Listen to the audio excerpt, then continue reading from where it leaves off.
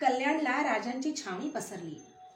आज्ञापत्रानुसार राजांच्या फौजा छावणीवर दाखल होत होत्या. घोड्यांच्या टापांचा आवाज वातावरण भरून टाकीत होता. आनंदराव आपल्या फौजेसह येऊन मिळाले. पाठोपाठ सेनापती सरनोबत प्रतापराव व्यंकोजीपंत आले. राजांची 20,000ची फौज मोहिमेच्या आज्ञेची वाट पाहत होती. दिवाळीचे दिवस नजीक येत होते. राजांनी सुरतेत दिवाळी साजरी करण्याचे ठरवले.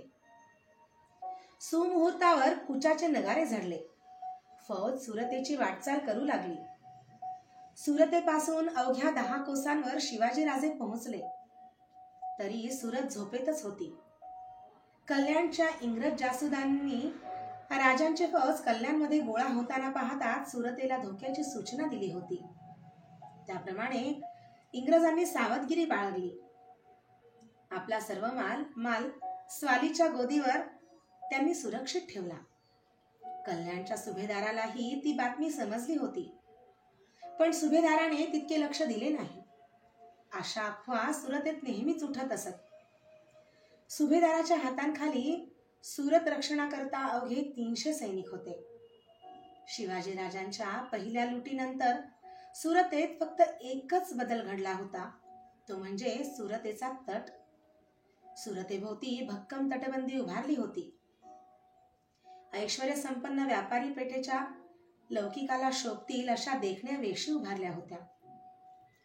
10 कोसांवर येऊन जेव्हा राजांच्या फौजेने मुक्काम केला तेव्हा सुभेदाराचे डोळे खाडकन उघडले.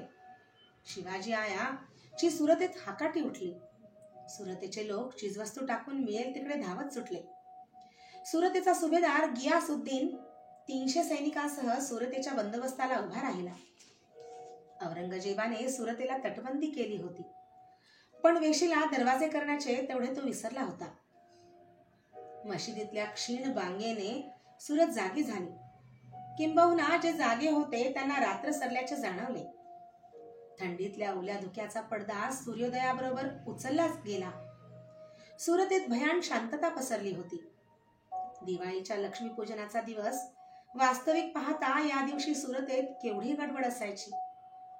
पहाटेलाच हिंदू व्यापाऱ्यांच्या घरांसमोर मंगल वाद्ये वाजायची. रस्त्यावर घोड्यांचे चौकडे खडखडायचे. हळूहळू नाना भाषांच्या आवाजांनी रस्ता कुजबुजायचा. त्याच सुरतेत भर दिवसा भयान शांतता नांदत होती. एखादे कावरे बावरे झालेले कुत्रे रस्त्यातून जाताना दिसत होते. सूर्य आकाशात चढत होते. वेशीजवळ गियासुद्दीन भर थंडीतही आपला घाम पुशीत उभा होता. त्याच्या सैनिकांची भित्री नजर वारंवार सुरतेबाहेरच्या माळावरून फिरत होती. सगळीकडे कसे शांत होते. ती शांतता माणसाला पागल बनवायला समर्थ होती.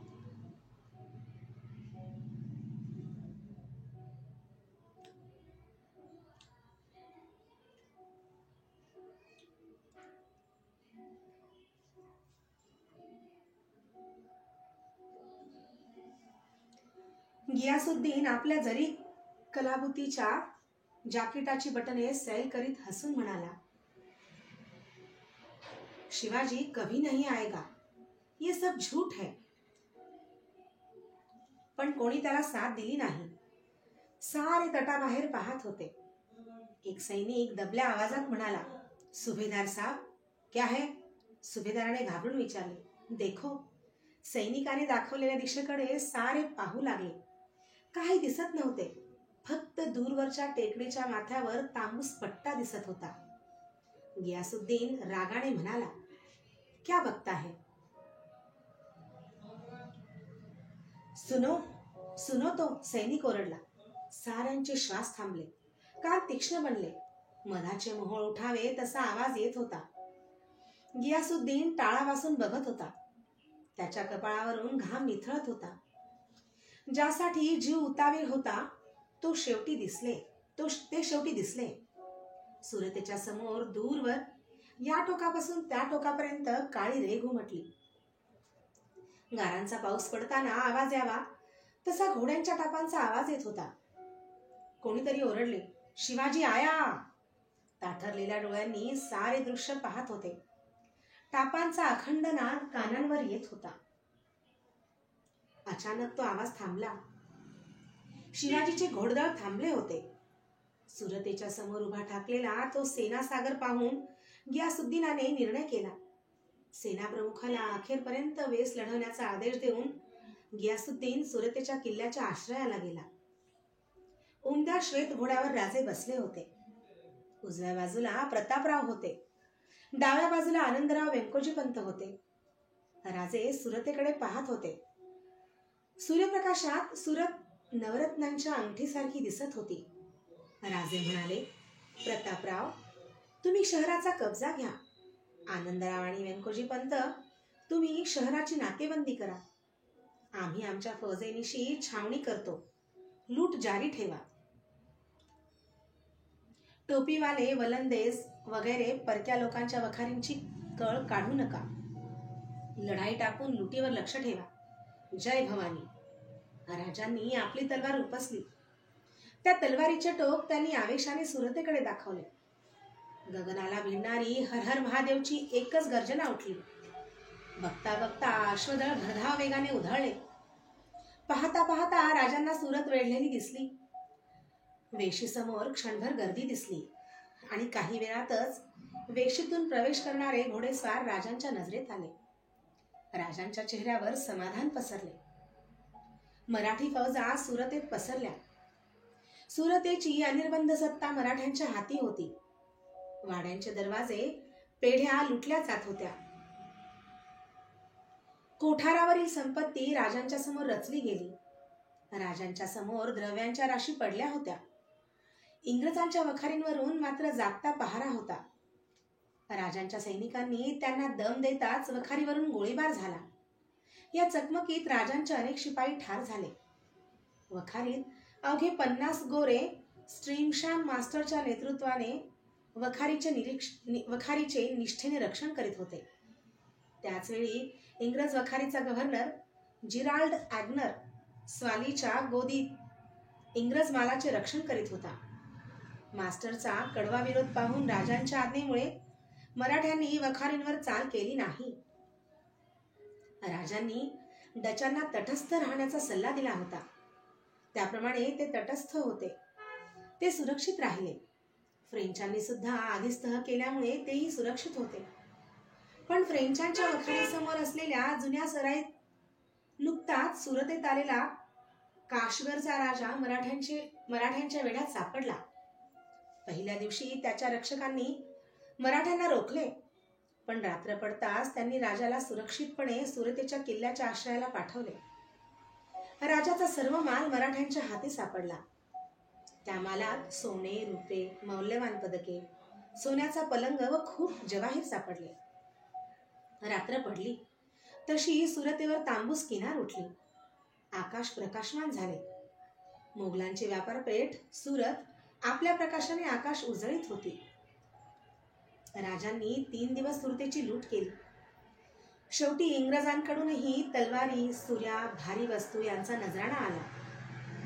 कोट्यवधी हुनांची संपत्ती राजांच्या हाती गोळा झाली होती. राजे त्या लुटीवर तृप्त होते. सुरतेत मिळालेल्या घोड्यांवर लूट लादून राजे माघारी वळले. सुरतेची राजांनी परत बेसुरत केली.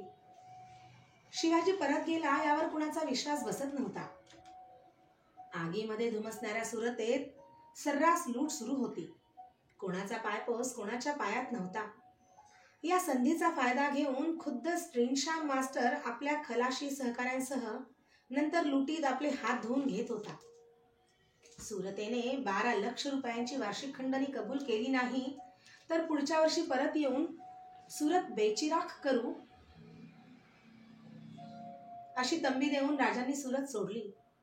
त्यावेळी सुरत धुराचे निश्वास सोडत होती. घोड्यांची पथके सावकाश वाटचाल करीत होती. त्यांच्या मागे लूट लादलेली शेकडो घोडी खेचरे चालत होती. लुटीच्या ऐवजाच्या मागे पुढे हत्यारबंद स्वारांचे संरक्षण होते.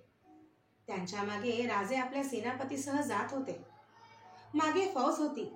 राजे सुरतेहून बागलाणात उतरले होते आणि जासुदाने मोगल सरदार दाऊद खान चालून येत असल्याची बातमी आणली. राजे गडबडीने आपल्या लुटीसह कांचना मंचना खिंडीतून चांदवड डोंगराची रांग ओलांडून गेले. डोंगर पायथ्याला आल्यानंतर राजे थांबले. रात्र पडली होती. प्रतापराव म्हणाले, महाराज, दाऊद खान येतो आहे. विसावा न घेता जर कूच केली तर आपणाला गडाच्या आश्रयाला जाता येईल. नाही प्रतापराव, त्याची काही गरज नाही. पायदळ आणि 2000 घोडेस्वार देऊन त्यांना लुटीसह पुढे पाठवा. लूट राजगडावर घेऊन जायला सांगा. प्रतापरावांना वाटले लूट पुढे पाठवून राजे नाशिकाकडे वळतील. त्या समजाने प्रतापरावांनी भीती व्यक्त केली. पण दाऊद खानानं लूट पकडली तर ते त्याला जमायचं नाही. पाहता काय प्रतापराव, दाऊद खान येतो असं समजताच आम्ही पळून जाऊ असा समज शत्रूचा असणार. यापुढं पळणं बंद. पाहू दाऊद खान कसा लढतो ते. प्रतापराव त्या भाषणाने उत्साहित झाले. त्यांनी लूट सुरक्षितपणे पाठवून दिली. दाऊद खान बरहानपुराहून बागलांकडे झेपावत होता. मध्यरात्री दाऊद खानाला बातमी मिळाली की शिवाजी कांचना मंचना खिंडीतून नाशिककडे निम्मी फौज घेऊन गेला असून निम्मी फौज त्याने खिंडीपाशी ठेवली आहे. ही बातमी समजताच दाऊद खान ताबडतोब निघाला. राजांच्या जासुदांनी दाऊद खानाचे सैन्य येत असल्याची बातमी आणली. राजांनी विचारले, सैन्य किती आहे? फार तर 4000 भरेल. पण खानाजवळ दारुगोळा आहे, हत्ती आहे. फार चांगली गोष्ट आहे. फौजेला तयार राहण्याचे हुकूम द्या. काही क्षणातच तळावरच्या शेकोट्या विझल्या. राजांची फौज चुपचापपणे तयार होत होती. पहाटेचा गारवा उतरत होता. साऱ्या फौजेचे बाहू स्फुरण पावत होते. पहाट झाली. राजांनी 15000ची फौज जय्यत तयारी होऊन सपाट माळावर पसरली होती. खुद्द राजे आपल्या पांढऱ्या घोड्यावर स्वार झाले होते. अंगात जरी बख्तर होते. माथ्यावर शिरस्त्राण शोभत होते. सुवर्णाचे काम केलेले दस्तबख्त राजांच्या पोलादी मनगटावर विसावले होते. नाजूक कमलदलासारखी याची टोके कोपरापर्यंत गेली होती. राजांनी दोन्ही हातात पट्टे चढवले होते. राजे आपल्या खाशा संरक्षण दळात फौजेच्या मागे उंचवट्यावर उभे होते. जवळ प्रतापराव होते. व्यंकोजी पंत व आनंदराव फौजेतून फिरत होते. दाऊद खानाच्या आघाडीवर इखलास खान मियाना हा कडवा सरदार होता. इखलास खान मोठ्या आवेशाने खिंड ओलांडून आला. नेहमीप्रमाणे शिवाजी हा शत्रू येताना पाहून पळत असेल अशा कल्पनेने इखलास खान आलेला. पण खालच्या पठारावर युद्धाच्या तयारीने उभी टाकलेली फौज पाहून त्याला धक्का बसला. जिकडे पाहावे तिकडे शिवाजीची फौज पसरलेली त्याला दिसत होती. अनेक तुकड्या सगळीकडे पसरल्या होत्या. मोगली फौज दिसताच राजांनी हुकूम सोडला. आवेशाने मराठी फौज थोडी पुढे सरकली. पुढे जाणारी फौज आपल्या ढालींवर तलवारीच्या मुठींचा आवाज करीत होती. त्या खटखट्यांचा गंभीर नाद आसमंतात घुमत होता. दाऊद खानाला चुकीची बातमी मिळाली होती. सर्व सैन्यानिशी शिवाजी लढायला उभा ठाकला होता. समोरच्या दृश्याने इखलास खान चवताळला. तो ढालींचा आवाज त्याला बेचैन करीत होता. शत्रू तोंडाशी अचानक उभा ठाकलेला पाहून मोगली सैन्यांची धावपळ उडाली. जो तो उंटावर लादलेली आपली चिलखते शोधण्यात व ती अंगावर चढवण्यात गुंतला होता. संतापाने बेभान झालेला इखलास खान आपल्या थोड्या फौजेसह सैन्यावर तुटून पडला. डोंगर माथ्यावरून उतरणारी फौज पाहताच राजांनी प्रतापरावांना इशारत दिली. प्रतापरावांनी घोड्याला टाच दिली. प्रतापरावांच्या हातात तलवार तळपत होती. आवेशाने प्रतापरावांनी गर्जना केली, हर हर महादेव. 10,000 मुखातून ते शब्द झेलले गेले.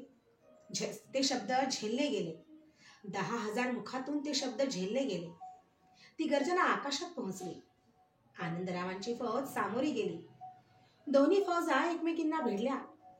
इखलास खानाची कुमक थोडी. पाहता पाहता इखलास खान वेढला गेला. एकच गिल्ला उडाला. इखलास खाना पाठोपाठ मोगल तोफखान्याचा सरदार मीर अब्दुल मबूद आपल्या 2 मुलांसह बाजूने उतरला होता. व्यंकोजी पंतांची फौज त्यांचा समाचार घेण्यात गुंतली होती. व्यंकोजी पंतांनी त्याला शाही फौजेपासून तोडले होते. बघता बघता मीर अब्दुलचा पराभव झाला. त्या लढाईत खुद्द मीर अब्दुल मबूद व त्याचा एक मुलगा जखमी झाला. मबूदचा दुसरा मुलगा आणि त्याचे अनेक सैनिक रणांगणावर पडले. पंतांच्या फौजेने मोगली तोफखान्याचे निशाण व मबूदचे घोडे काबीज करून राजांच्या जवळ आणले. सूर्य वर चढत होता. जिकडे पाहावे तिकडे रणकंदन माजले होते. तोफा धूर ओकीत होत्या. त्यांच्या आवाजाने रणक्षेत्र हुंकारत होते. नगाऱ्यांचे तुताऱ्यांचे आवाज बाहूंना अवसान देत होते. राजे सारी मोहीम बघत होते. पाठीशी उभे असलेले राजे फौजेला देवाचे बळ देत होते.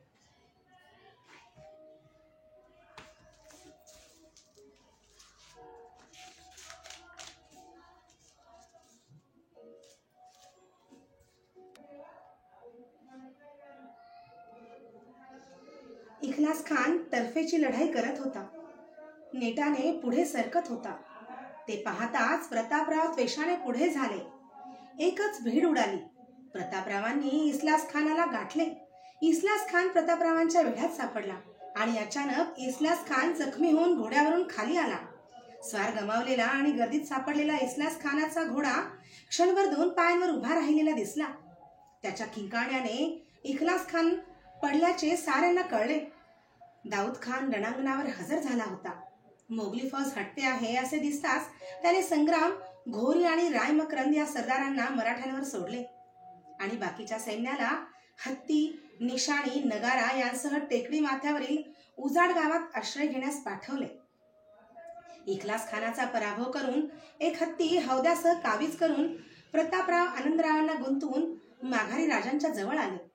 प्रतापरावांच्या हाती इखलास खानाचे जिंकलेले निशाण फडकत होते. भर दुपारी लढाई थोडी मंदावली. दाऊद खानाचे बुंदेले बरकंदाज पुढे सरकत होते. त्या बुंदेल्या फौजांचा मारा मोठा होता. बंदुका, उखळी तोफा, तिरंदाज मराठ्यांवर आग पाखडीत होते. खुद्द दाऊद खान आपल्या फौजेनिशी रणांगणावर उतरला. पराक्रमाची कमाल करून त्याने जखमी इखलास खानाला माघारी नेले. 2 प्रहरी परत मोगली हल्ले होत होते, पण राजांच्या तिरंदाजांनी ते हल्ले परतवले. सायंकाळपर्यंत लढाई जवळजवळ थांबली. दिंडोरीच्या या लढाईत राजांच्या फौजेने भारी पराक्रम केला होता. 3000 मोगल फौज कापली होती. अनेक ध्वज जिंकले होते. रात्र पडली होती. संध्या समयाच्या काळोखात दाऊद खानाचे लोक मुडदे हलविताना दिसत होते. टेकडीवर शेकोट्या पेटल्या होत्या. राजे आपल्या तळावर विसावले होते. प्रतापराव, व्यंकोजी पंत जवळ उभे होते. राजांनी विचारले, आपले किती कामी आले? जास्त नाहीत, 300च्या आत बाहेर, पण जखमी मात्र फार आहेत. प्रतापरावांच्या दंडावरच्या जखमेकडे पाहून राजांनी तिवरून हळूवार हात फिरवला. ते म्हणाले, सेनापती, जखम बांधून घ्या. मोठी जखम नाही, प्रतापराव म्हणाले. तुम्हाला जखम कधीच मोठी होत नसते. प्रतापराव, तुम्ही सेनापती असे वेड्यासारखे एकदम आघाडीवर धावता, जखमी होता, हे बरे नाही. सेनापती गमावून आम्हाला परवडायचं नाही. तेवढ्यात तेथे जासूद आला. राजांना मुजरा करून तो म्हणाला, महाराज, दाऊद खान त्या टेकडीवर आहे. टेकडी गाफील आहे. मेलेल्यांना पुरण्यात आणि घायाळांना औषध पाणी करण्यात सारे गुंतले आहेत. राजे, माझी फौज घेऊन जाऊ? आनंदरावांनी विचारले. हा आनंदराव, मोगलात आम्हात फरक आहे. युद्धभूमीची हारजीत संपली ही वेळ वैराची नव्हे. दाऊद खानानं अपुरं सैन्य असताही तर्फेची लढाई केली. त्याचे 2 वजीर पकडलेत ना? जी, त्यांना मानानं पाठवून द्या. आपल्या जखमींना कुंजरगडावर हलवा. आम्ही पण तिकडेच जाणार आहोत. प्रतापराव, छावणी बिनबोभाट उठवा. दिंडोरीच्या युद्धात मिळालेले यश घेऊन पाडाव केलेल्या हत्ती घोड्यांसह राजांची फौज वाटचाल करू लागली.